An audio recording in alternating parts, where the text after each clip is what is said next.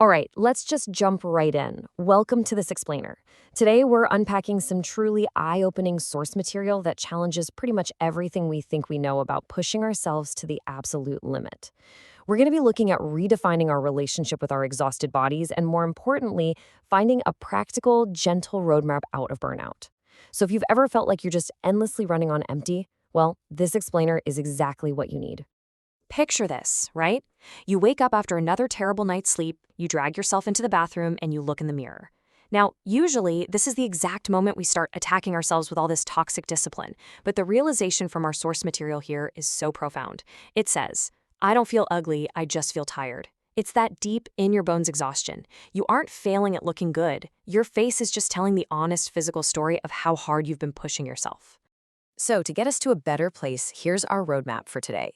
We're going to cover 1, the burnout reality, 2, the trap of perfection, 3, a softer relationship, 4, 3 gentle habits, and finally, 5, rest is a need. Let's get to it. Starting off with section 1, the burnout reality, or as we usually experience it, the weight of the entire world. First off, we really need to validate that heavy, tight-shouldered feeling you might be carrying right now. You know the one where your brain is screaming at you to keep going, but your body is practically begging you to stop? Well, our source uses this perfect word for it, frazzled. It's like, when you wake up with crazy bedhead.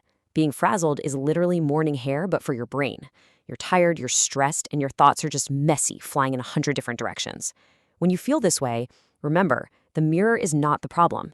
Your reflection is just showing you the story of how you're living. And look, if you leave that unchecked, being frazzled eventually builds into being completely depleted. And we've all been there. Being depleted means your energy tank is at absolute zero. You're basically a smartphone flashing at 1% battery, and there is just no charger anywhere in sight. This usually happens when we get stuck in that good boy or good girl mode, saying yes to every single request, every meeting, every favor. We end up carrying everyone else's weight until we are completely empty. Which leads us right into section 2, the trap of perfection, which often disguises itself as the Monday fantasy. So when we hit that 1% battery mark, what do? We try to fix it. But our fix is actually part of the problem. We come up with what the source calls the plan. Oh, you know the one. Starting Monday, you're going to wake up at 5 a.m., run a 10K, eat flawlessly, magically have clear skin, and somehow never feel tired again. I mean, come on, it's a complete fantasy. We're taking a desperately tired, depleted person and expecting them to just instantly transform into a superhero overnight. It is an impossible boot camp. And that kicks off this super toxic loop. Step 1, we make that impossibly strict plan. Step 2, real life actually happens. Like your Wi-Fi drops, traffic is awful, or your hormones shift, and you make a small mistake. Step 3, boom, a massive wave of shame hits you. And finally, step 4, you just give up entirely until the next magical Monday. We get trapped in this ridiculous cycle, totally convinced that we're the ones who are broken. All right, moving on to section 3, a softer relationship. This is all about tuning back into your actual needs. Okay, I have some really good news for you. You are not broken. Actually, scratch that. The plan is broken. Trying to fix absolute exhaustion with a rigid boot camp is it's like putting on 5 winter coats and wondering why you're sweating so much. Our source points out that treating our health like a 30-day challenge creates this incredibly lopsided dynamic. Lopsided just means it's totally out of balance. We give our bodies all work and absolutely zero rest. We offer ourselves all criticism and no kindness. We literally expect our physical form to just carry a massive load endlessly without a single break, and then we're shocked when it finally gives out. So we desperately need a mindset shift here. We have to stop treating our bodies like a lazy employee who just needs a stricter boss, more rules, and a harsher boot camp. Instead, what if we started treating our body like a tired friend? Seriously, think about it. What does a tired friend actually need? They don't need a lecture.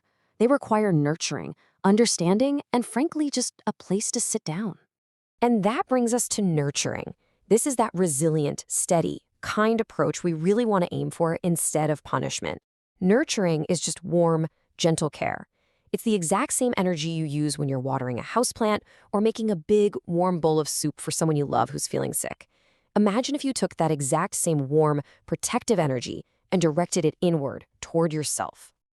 Let's put this into practice with section 4, 3 gentle habits. We're talking soft rules here, not prison rules. So, how do we actually do this nurturing thing? Well, we use small, sustainable habits that actually feel like care. First step is the plate peace rule.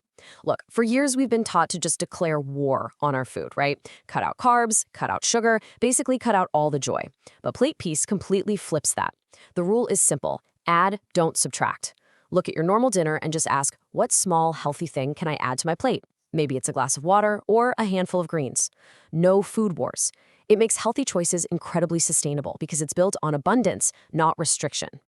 Next, we have the water plus walk rule. I love this one. It's like a tiny, soothing spell for your nervous system. When your brain is totally overloaded, like a web browser with 27 tabs open and loud music is playing from one of them and you can't figure out which, don't force yourself into an intense, hour-long gym session. Just drink one glass of water and walk slowly for 8 to 10 minutes. That is it. No pressure to hit 10,000 steps. Just a gentle reset for your mind and your body. And our third habit really builds on that foundation, the sleep respect rule. We really need to remember that sleep is not an optional bonus. It's not some luxury or a gift you have to earn. It's a basic biological need. It's when your body's night repair team literally goes to work, so you don't need some extreme 12-step influencer night routine. Just show basic respect. Put your phone away just 15 minutes earlier than you normally do. So what are you supposed to do with those extra 15 minutes? Well, you use them to get anchored. Feeling anchored just means feeling steady, feeling safe, and basically stopping your stressful day from dragging endlessly into your night. Our source actually playfully calls this entering grandpa mode. Dim the lights, put on a really soft shirt, take a few deep breaths, wash your face nice and slow. It's all about signaling to your brain that the day's work is officially over and you are safe to rest. Which brings us to our final section. Section 5, rest is a need. It is officially time to start cutting yourself some slack. We really have to talk about that intense guilt so many of us feel. You know the feeling. When you're finally lying in bed, your physical body is completely exhausted, but your mind is just being incredibly loud and critical. The source material calls out this tragic thing we all do. We push ourselves to the absolute breaking point all day long. And then, when we finally lay down, instead of giving ourselves a mental hug or feeling proud, what do? We give ourselves a bad report card. We list off all the things we didn't finish, the emails we didn't send, the chores left undone. We absolutely have to stop doing this. So if you take nothing else away from this explainer, let it be this absolutely crucial point. Rest is not a reward. Rest is a need. You do not have to cross off every single task on your to-do list to earn the right to sit down. You don't have to be perfect today to deserve sleep.